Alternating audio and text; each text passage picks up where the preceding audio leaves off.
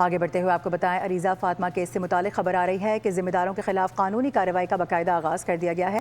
महकमा सेहत ने रशीद मेडिकल स्टोर को सील कर दिया है। सिटी पुलिस ने 2 मुल्ज़िमान के खिलाफ संगीन दफात के तहत ये मुकदमा दर्ज कर लिया है, जबकि अथाई डॉक्टर्स के गलत इलाज से 14 साल अरीजा की मौत वाक़ हुई। वर्सा की जानिब से ये इल्ज़ाम लगाया गया था। इसी पर मजीद बात करेंगे। सुलेमान मौज़म हमें ज्वाइन करें। सुलेमान, बताइएगा।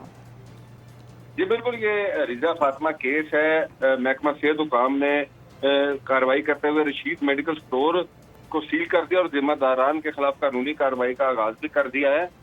अरीजा फातिमा की मुबैना हलाकत के बाद महकमा सेहत हुकाम ने ये एक्शन लिया है। इब्तदाई कार्रवाई में उन्होंने मुतल्लिका जो अफराद हैं उनके खिलाफ इस्तगासा भी तैयार कर लिया है और उनका कहना है कि इस्तगासा जिसे अदालत में जल्द पेश किया जाएगा।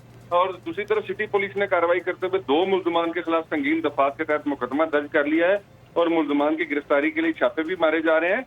ये गुलशन अजीज कॉलोनी की 14 साल अरीजा फातिमा थी, जो 2 जुलाई को इसको पाँव के अंगूठे के नाखून में तकलीफ हुई थी, जिसको रशीद मेडिकल स्टोर पर लाया गया था, जहां पर नदीम नामी जो वहां पर मुलाजम है उसने इसका ऑपरेशन किया छोटा सा और अगले दिन इसको ड्रेसिंग के लिए बुलवाया।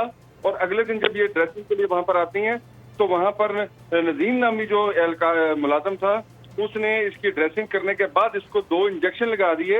इंजेक्शन लगते ही अरीजा फातिमा की तबीयत बिगड़ गई और उसको सांस लेने में दुश्वारी आने लग गई, जिसको फौरी तौर पर DHQ अस्पताल सरगोदा मुंतकिल किया गया, जहां पर अरीजा फातिमा 3 रोज तक वेंटिलेटर पर रही और फिर दौरान इलाज वो दम तोड़ गई। मौसूल हुई है। इस हवाले से सुलेमान आप आगाह कर रहे थे, बहुत शुक्रिया।